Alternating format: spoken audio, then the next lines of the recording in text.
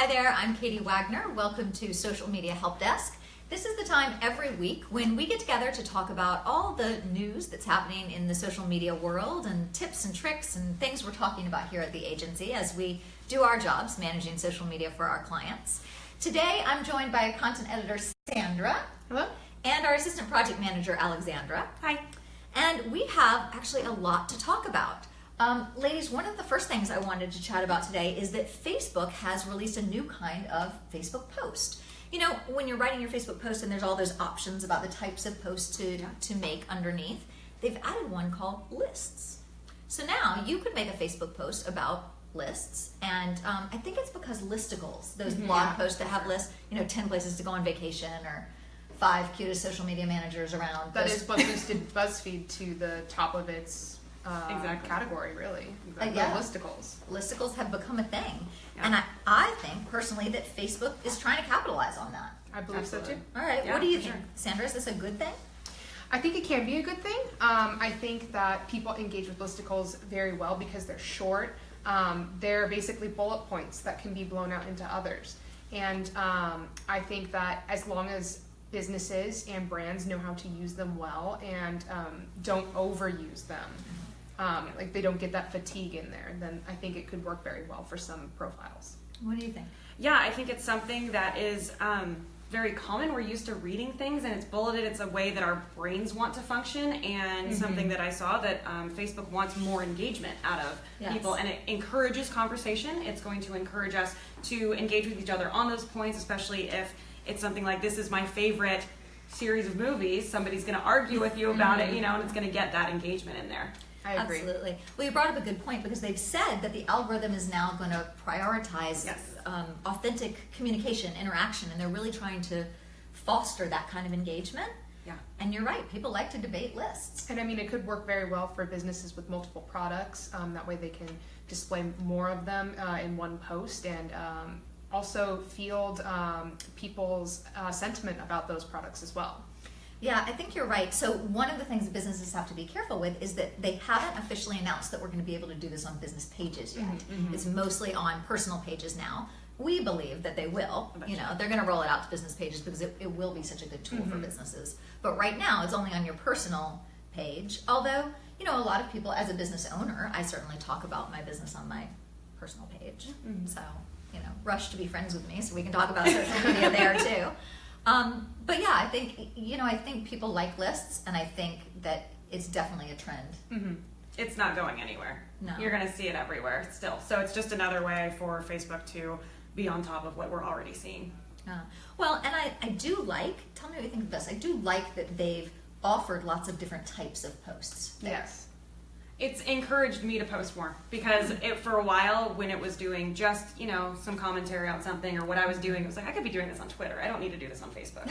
And so now that it's giving me the opportunity where it's like, here's a colored background, and, here's a photo, here's a video, here's a GIF, all of that kind of stuff is making more engagement just for their regular users, which is going to play into allowing their businesses that are advertising with them to engage with those users. Absolutely. Absolutely. All right, so let's talk about our next topic here. The next thing, we've said Facebook, so now we'll jump over to their sister channel, Instagram. Yep. And Instagram is doing something really interesting. Now, I didn't know that screenshotting people's stories was a big deal, but apparently when you want to stalk someone, let's call it keep tabs on them. When you want to keep tabs on someone, you screenshot their stories and you tuck those away so you can look at them later. That's a thing. Now, Instagram's saying, we're going to tell people when you do that. Yes, they are. What do you think about that?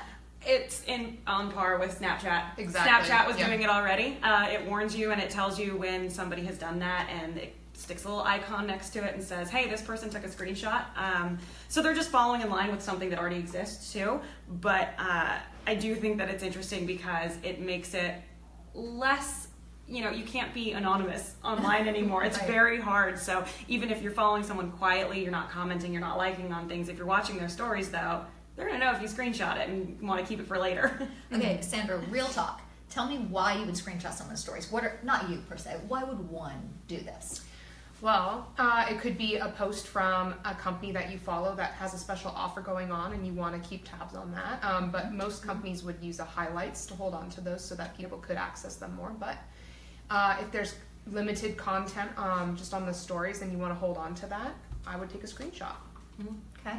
That's the official business answer. Mm-hmm. Tell me the personal answer. Why would I screenshot someone's stories? The easiest answer would be, you got a crush on them. That's a cute That picture. happens. That happens. All right. I'll put that in my gallery for later. Now I know. But I can't do that anymore because now that person is going to know about it. That's true. But it's what made Instagram stories unique was the ability that you could do that and not have any ramifications from it. Mm-hmm. So it is interesting to see them, as Alexandra said, fall more in line with Snapchat and probably protect the user a little bit more. Yeah. Well, yeah, and they said that, you know, when you look at the list of people who's watched your stories, now anyone who's tried to screenshot is going to have a little camera by it. Yep. So it's pretty transparent. And it's interesting. We talk all the time about how the channels sort of play off each other and try to catch up with each other and compete. We talked about Snapchat doing this first. Now Instagram's catching up. And one of the things that Snapchat is also doing, they tend to be first sometimes, is they've got some new analytics out.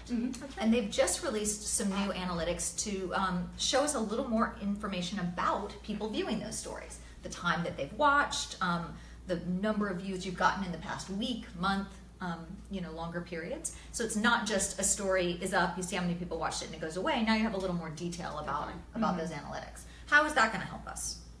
Well, I think it's going to help brands figure out who's watching their content, what is featured in that content, and who's interested in that. It's going to help them nail down their demographics a little bit more.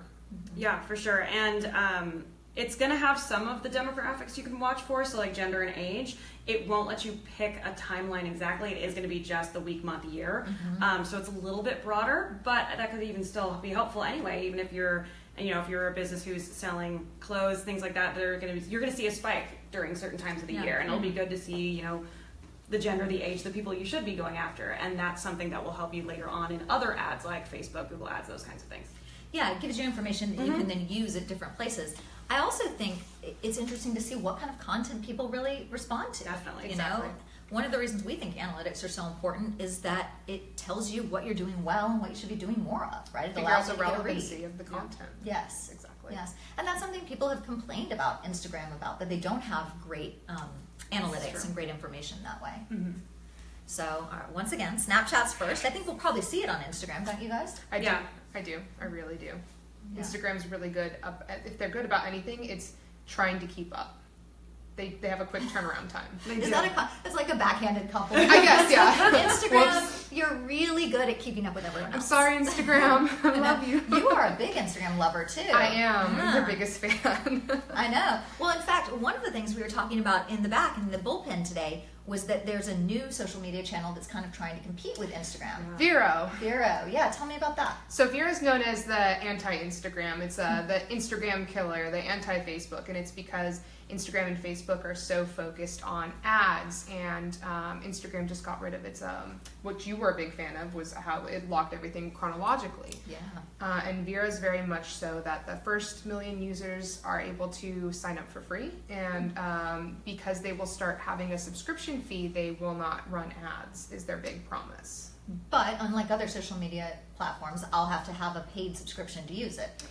Most likely, definitely after the first million users, but we'll see what happens because it has been around since 2015, and up until just now, it wasn't almost unheard of. Yeah. And it just got a big boom because a lot of the larger Instagram artists, like tattoo artists, graphic artists, they've become really upset with Instagram's algorithms and analytics, and they've kind of made the shift towards Vero. They're not leaving Instagram. They've been very clear they're not leaving Instagram, but they're going to have a little social experiment over on Vero. Yeah. Yeah, there's a lot of visual artists and photographers, people like that, where Instagram is a great place for them to share their stuff and have people come to them and say, hey, I need a photographer for my wedding, for baby shower, all those kinds of things. There's a huge group of people who do that, but because they're self-made, working from home, they don't have the big marketing background. They don't have the money for the ads on Instagram. So Instagram was good in that way for sharing, get their name out there. But now if they're taking away that and docking you for not having content that's getting enough likes, that kind of thing, even if you're doing pretty well in your realm, that's gonna bump you down. It's gonna be harder. So they're looking for something else that will help them within their budget. So what you're talking about is having to work within the confines of this algorithm Yeah. now. And Sandra's right. One of the reasons I used to really like Instagram was because they didn't operate on an algorithm. The content Yeah. was chronological, and you could literally see everything that the people you followed posted. It was my favorite for a while because of that. Yeah. But now that they've sort of adopted the same algorithm that Facebook uses, you don't see everything anymore. That's true. And I think people do get annoyed with that. They got annoyed on Facebook, and now they're getting annoyed on Instagram. Do you think this new channel puts pressure on Instagram to make changes there? I think it could, but the thing about Instagram is it has so many users, just like Facebook. They have a chokehold over that market. So it'll be interesting to see with Vero if they can reach that 1 million mark. I think then if they could, I think then they'll have a run for their money. Yeah, sometimes I wonder if Instagram's like, okay, let's just wait and see if you can catch up, right? Yeah. I mean, they're in a power position right Exactly. Definitely. And I mean, even with Instagram stories, everyone laughed when that first came out. And I mean, now Snapchat's kind of trying to keep up with there as well, you know. Instagram does a very good job of recognizing what its competition is and going after it. I think that's what I was trying to say when I said. now. Yeah, they, I don't know how many Instagram executives are watching, so you're probably safe. No, I know, but I was just defending what I think is a good model. Yeah. Yeah. No, I agree. I mean, you have to give credit in our industry. Like, it's all about watching what everybody else is doing and keeping up and making sure you're doing it first, or at least catching up quickly. Yes, Yeah. exactly. All right. Well, speaking of new things and doing it first, one of the new things that we've been talking a lot about around the agency is messenger chatbots. I have a hard time saying it, chatbots. But these are basically, it's software, right? It's artificial intelligence software that can be programmed to respond on your social media on your behalf, right? And there was a time when we'd go, oh, that's creepy, that's weird, but it's getting a lot, well, maybe we still say that, but it's getting a lot more popular to have these chatbots respond to you. And Sandra, I know you've done a lot of research into this lately. Tell me about when a company might use something like a chatbot. Well, so the best time to use a chatbot is if you have like a frequently asked questions section, or if you need anyone to pick up after your customer service after hours, like take the pressure off of those people so that they don't have to constantly be there and keeping up with messages. And so there's not this large backlog of customers and consumers seeking answers and not being answered. Yeah. And so you can program this thing to respond to those FAQs on your behalf. Exactly. So you can give them customized responses. Most of the time you don't want to get too complicated with it. You want to keep it, the queries and responses very simple. And so, just so we're clear, this software recognizes wording, phrasing in the questions people ask, and they say, oh, we've seen this before, we know how to respond, and they'll issue the prefab response. Exactly. So what you'll feed your chatbot is the query. It'll look for certain keywords like, what are your hours today? So it'll see hours today, and then it'll give the response of our hours are from 9 a.m. to 5 p.m. today, if you program it to say that. Yeah. And what do you think? Is this going to catch on with businesses? It seems a little inauthentic, but pretty efficient. It does seem inauthentic, maybe, but I can think of plenty of times where I would rather just get a really quick canned response than have to talk to someone. I mean, that seems to be the case for me and a lot of people I know, where it's if I can find someone to email or chat with instead of having to call a customer service line, you're going to pick that first. So I can see where, especially when these short inquiries like the FAQs and things like that, it would be really nice to be able to say, yeah, I don't need to spend man hours on this question, but it is a response, as opposed to them having to search all over your website or the internet trying to find that answer that they're looking for. Right. And we know statistically more than 50% of consumers say that social media is their first place to go to get answers, right? People go there first when they have queries about the company or their products. So maybe this is a good way to make sure those are being taken care of. And I mean, Facebook does record your response rate for answering questions in Messenger. So it might be worthwhile if you get a lot of messages on Messenger to have a chatbot to very quickly shoot off simple answers, and then have someone else come in later and make sure that the more complicated questions are getting those replies. Well, and Facebook has kind of embraced this chatbot phenomenon, and they have their own Messenger chatbots. They do. Right? And so you set them up inside your Facebook business page, and you teach them how to respond. And Facebook says that people are seeing anywhere from a 15% to 60% success rate or response rate, engagement rate from the people that are getting these message. Exactly, and then those people are more likely to go over to your website. So it's almost a form of lead generation. Yeah. Talk about that a little bit. Well, how would that work? So it's a little bit like a newsletter where the customer's already engaged you. They've already shown interest in you. Mm-hmm. So they're already a warm lead because they've gone out of their way to engage your messenger chatbot. From there, they'll start asking more questions, becoming more curious, and they're more likely to go to your website to learn more, and they're already familiar with your brand. So they're It's a warm lead, yeah. Exactly. Taking the next step. Mhm. And actually, didn't we just see recently that Facebook's allowing us to do ads in the Messenger stream as well? They are. I don't quite know how successful it's been, but I do know that is like kind of the next step in Facebook ads, is what I've heard. Well, when we did our ads training recently, our advanced ads training, we learned a lot about inserting them into message streams and stuff. And so maybe that is the next place everything will shift. I think it's too new for us to know if it's really working well I yet. agree. I don't know, when you contact a company and you're having this message exchange, does it occur to you might not be talking to a real person? I think it depends. I think in a lot of cases when it's like a chatbot, that kind of thing, you kind of tell when they're giving you a canned response, something Yeah. that you recognize. But, they're getting really good at it because there's even phone calls that are going out by people looking for, trying to get you to sign up for credit cards, that kind of thing. And sometimes you cannot tell that this is not someone on the other line, where they're very good about their answers. So I think we're just going to see this increase and get better and better every single time. And maybe creepier, maybe not. I don't know. I gotta be honest, it's a little creepy. Weird, right? It's a little creepy. But I'll tell you a story. Like one of the people I network with, a business connection of mine, has a personal assistant, and you all know that we have an executive assistant here, Natalie. And Natalie was corresponding with my friend's personal assistant, and they were arranging a meeting for us or something. And then afterwards, I go to the meeting and I say, "Oh, your assistant Vicky is great," and he says, "That's a robot." And I was so surprised because Natalie's so personable and chatty, and this Vicky was keeping up. Wow, that's, we're going to see this a lot more, I think. Artificial intelligence is getting better and better. It is, and I think as long as most businesses are transparent about it, at least in the beginning stages when they're still building the algorithm for the chatbot, they will see some success. I do know one company ran a competition, and it was they introduced the chatbot and they said, make him crash. Like ask him questions, like stump him. I think they called it stump him. Okay. And that way they were able to backlog content from the people who engaged that messenger, and they were able to build it better.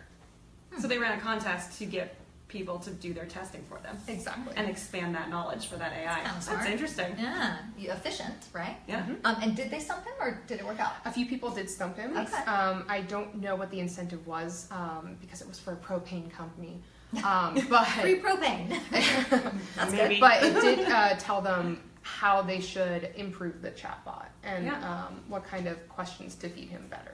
I love that. That's awesome. I love that. We're gonna have a Stump Natalie competition. See if we can feed her some more information. Okay, so one of the things we're adding this week is that we want to answer a question from one of you. So we actually stacked the deck a little bit because we recently wrapped up our Facebook boot camp on Friday, and we had our YouTube boot camp session, and we asked our boot campers, what questions do you have that you want us to answer on Social Media Help Desk? So we have a question from Martha. She's one of our favorite boot campers, and she says she wants to know the difference between Facebook ads and boosted posts, and when you would choose to use each. What are the pros and cons in the different scenarios? So who wants to start us off there? Well, I can give you a basic one. Okay. So boosted posts are going to be more about trying to get engagement, where you're trying to get people to like, comment, and share things like that on something that is a post that you already put on your Facebook. Right. So that's going to be more of a boost just to get it in front of your current people who are already liking you. An ad is going to be much more expansive because it's going to let you target a lot better, and it'll show up in that right-hand bar. And that's going to be something that is putting you in front of demographics that you want to reach, trying to add more engagement also in that way and bring people to your brand. Yeah, more driving traffic, lead generation. And if we take it just a step back from that, Martha, a boosted post is when you put a post up and they have the little boost for $3 button or whatever, and you just push, and it's quick targeting. It's a quick way to get it out to more people, the audience you choose. Whereas an ad is when you actually go into the back end to the ads manager and you set up the creative and the messaging and the targeting there. It's a much more extensive process. Yes, it's more in depth, but it does allow you to reach, as Alexandra pointed out, the audience more that you want, like to fine tune it, not just by age or gender. It can go by income, home value, location, like where you work, where you live, Interests. Exactly. Yeah. And I would more use a boosted post in the event of an event that your business is throwing. Maybe a new product is being launched and you want to spotlight it. But an ad I would more so use for awareness, lead generation, really reaching those specific customers that you want. It's much more effective to use an ad when you're trying to go after a colder audience, right? People that don't already like your page, they're just in the demographic you think you want to reach. An ad gives you much better tools for crafting a message and making sure it gets in front of the right people. So you're putting it in front of people who may not know about you, but might be interested if they did. Yeah. Whereas I think of boosted posts is really helpful for things like, a lot of our clients write a blog once a week, and we put the blog post up. We want to make sure as many people see that post as possible because a lot of work went into it. And so we throw some money behind boosting blog posts or boosting video posts when they do that. So for me, the boost is about your most important content and making sure it gets out, whereas the ad is really a more strategic tool to engage an audience that doesn't know about you and get them to take action, whether it's clicking through to your website or giving you their email or Exactly. The boost is for people who already know you, are already familiar with you. For the most part, yeah. All right. Well, hopefully that helps, Martha.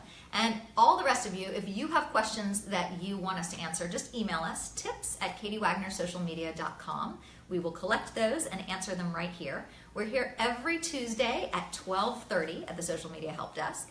And in the meantime, if you feel like you need more social media news, tips, advice, we got 2 resources for you. The first is a playlist on our YouTube channel. It's called Social Media Tip of the Day. And the second is our blog. We blog 8 times a week. So there's lots of new information going up there all the time for you to check out. So when you visit those channels, make sure you subscribe to our blog, subscribe to our YouTube, like our Facebook page, and please like this video so that we're incentivized to keep doing it. Have a great week, and we'll see you guys soon.